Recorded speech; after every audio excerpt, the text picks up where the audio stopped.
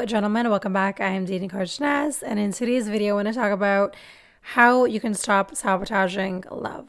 Okay, so three key truths just for you men. So, the first thing that I want you to know is that you can really risk losing love by focusing too much on work. The thing here is that, men are the providers, as are the protectors, and you've been told to hustle, to provide, to focus on success. But what if your career is actually taking a toll on your relationships? There's actually a 2019 survey found men who dedicate 40% of their energy to personal relationships report 48% higher relationship satisfaction and 36% greater overall happiness. So the truth here is that, there's two things. The first thing is, yes, you guys have been programmed to work, right?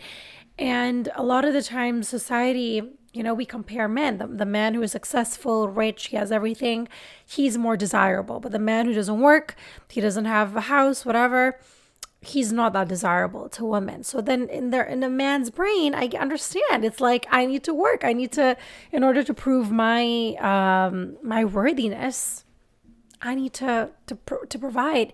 But the issue here is that when men think that women are only looking for you to provide for them financially, it also needs to be, financially 100%. I'm not going to say that women are okay if you're not financially stable. That's really not true. But at the same time, you also need to work on emotional availability. And what happens is when men focus too much on work, they neglect emotional connection. And what that does, it ultimately affects the depth in your relationship because you're focused more on providing, and then the woman is left feeling like, does he even want me? Like, does he even need me? Also, what happens is then, a woman, the way she feels safe with you is when she's able to tell you difficult things and you're able to hold space for her. Well, when a woman is coming to you and she's sharing her experience or how she's feeling, and then you just kind of go cold, or you just, you don't respond in a warm way, this shuts her down. And then it makes her feel, little by little, it's not like suddenly it shuts her down, but little by little, it's like she's moving further and further away from you. Then she's going to find somebody else who she does have an emotional connection with. And so the recommendation balance is 60% on career and 40% on relationships. And so if you invest in both, right, you have a greater satisfaction. And unfortunately, when I speak to men, what they do invest majority of the time on work. I'm so busy, I don't have time for this. I only want to work. And then what happens is they get older, 45, 50, and then they come to me and they say, hey, why does dating suck? Why can't I have a relationship? And the reason is, I know I'm making a lot of generalizations, but the reason is because majority of the time, we don't know what we want. We don't even know if that love exists anymore. So we build up we have a guard, and we tend to sabotage ourselves majority of the time. And really, and dating, yes, dating is it's what you make out of it. I hear all the time, because I'm in the niche of dating. Dating is hard, dating is this, dating is that. But it's like, if you really change your mindset about it, that's a whole different situation, then you're going to attract different things into your life. As soon as you change how you speak about things, you're going to notice an influx of a different reality. What majority of us do is we talk about our problems. This sucks. This is horrible. Oh my God, I hate this. I hate my job. But as soon as you say, I get to do this, I get to meet this new human being that I met on a dating app, and it's going to be exciting, it's going to be fun. When you speak about things in a positive light, not to say go in delusion land, but the way that you speak to your friends, to people, it matters. Anyways, that's a whole different video that I'm going to make another day. My second point that I want to make is emotional expression does not make you weak. It doesn't. It doesn't make you weak. It actually makes you very desirable. And most men are conditioned to hide their emotions. I know we've been through this over and over again. We're going to talk about it for the rest of my career here on YouTube. They hide their emotions thinking it makes them stronger. This is the misconception. It does not make you stronger.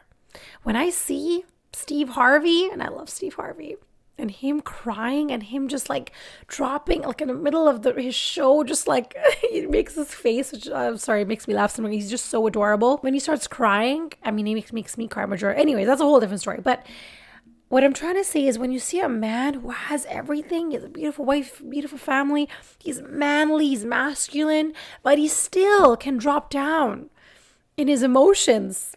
There's nothing more sexier to a woman than that. And also by suppressing emotions actually harms not only yourself, it harms your relationships more than you think. Men who are emotionally expressive experience 35% more positive interactions in relationships. Also, being in touch with your feelings does not make you weak. It just makes you human, right? And it just improves your connection with the woman you're with, and also it makes her feel safe in that bond. But when you pretend to be okay all the time and you're like, yeah, this doesn't bother me, and you're a bit defensive, that is when you're building like a brick wall.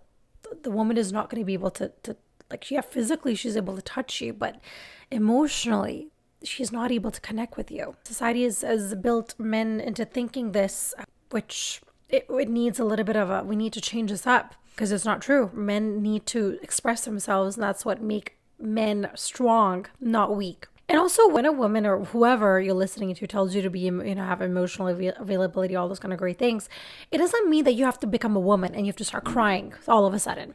It just means that you have to communicate openly without getting defensive. And also, Jesus, another part about being emotionally available is regulating your emotions. So if you feel triggered, hey, babe, I feel triggered right now. I need a minute. I need to go have a bath. I need to calm down. That is being emotionally available. It doesn't mean that you need to start crying and have a whole, be dramatic. No, it's literally just being aware of what is going on in here. Because sometimes what men do, or you blame women for how, your triggers. And your triggers have come from when you were a child, from what you have experienced. There's actually a therapist that says that, which I believe is definitely true. Our brain is really stuck in that when we were 5. We are running around with these bodies that are, fully grown, but deep down inside, things that hurt us as kids hurt us as an adult. So whatever emotional needs that were not met when you were a child are the same type of emotional needs you are trying to get met now as an adult. Once you understand this, it's life-changing. It's life-altering. Now, the third and last but not the least point that I want to make is that it's not just about money. It's about time and attention as well. Okay? I'm not here to say that money, you can be a broke-ass man and everything's going to be great. Women are still going to love you. No. Yes, women do want you to provide, because as a woman, think about it. If you were, okay, I always think about this. What if we switched roles or reversed? What if only men could have children when you were 35 and then you couldn't? Well, how would you behave? As a woman, the reason why, yes, we do want a man who's financially stable is because at the end of the day, we are here to produce children. Majority of us, I know not every woman wants to have a child. I know not every man wants to be a father. I understand. What I'm trying to say is that as a woman, it's genetically there. We have a womb that is built to produce a child. And in order for us, let's say that I am a woman, that I work and I have I'm able to provide for myself. But then as soon as I have a child or I get pregnant, now my thinking is very different. And unfortunately, this happens very later down the stage for a woman. But I wish majority of us women could think about this beforehand. When you stop working, you need a man to support you financially. You don't want to sit there thinking about, how do I raise the child? How do I look after, how do I get the child's needs met? But then if I have a man who's not able to basically pay for the mortgage or pay for the rent or whatever it is, pay for the bills, while I'm looking after our child, it is going to stress me the F out. It's going to get me out of my feminine energy and into my masculine energy, which the child cannot survive with. The child needs feminine energy, it needs nurturing, it needs love, it needs support. And if a woman is constantly thinking about, how do I make money? How do I survive? It's not going to work. And so this is what I'm trying to say is, like, this is how women think, because this is how we are built. Just how men come and tell me, hey, I don't want a woman because of this and I don't want her because of that. Yeah, okay, fair enough. This is how women think. So the more we kind of understand our each other's perspective, instead of getting defensive and getting angry and mad, just accept this is how we are. Oh, I have no idea why I went, oh my God, I literally had one point to make. Jesus. Okay, many men find financial support is the most important thing to offer, but 80%, I'm not making this up. 80% of women say that they value time over money. It's not me. This is what women are saying. And if you're a woman and you disagree with this, put it down below. I want to talk to you. I want to talk to everybody. All right. So emotional investment and attention have a far greater impact than providing a paycheck. This is gonna kill some men. Men are gonna come after me. I just know this. But this is what the studies show. I'm not making this up. This is it. Emotional investment, attention, time. I try to look at it from a man's perspective. He is just trying to work. He's just trying to provide. So the thing here is, again, the woman also there has to be a give and take. You both have to communicate. And as a man, that's where I'm saying you have to say, hey, listen, babe, today I'm not able to show up for you and I need my time for myself right now. And I need to go out with the boys and do whatever. That is okay. You can't just keep on giving to her, and then you're going to feel depleted as well. This is where I'm saying it has to be an amalgamation of all of these things, emotional connection. You're able to communicate. You're able to provide for her. She's able to provide for you. You both have a give and take relationship. It's not, I would never ever think that a man needs to do all of these things and the woman is just sitting there doing nothing. No, that's not what I'm talking about. I mean, I know a lot of coaches talk like that, but I feel like both man and woman need to come to meet each other halfway. Your partner wants your presence, not just your paycheck.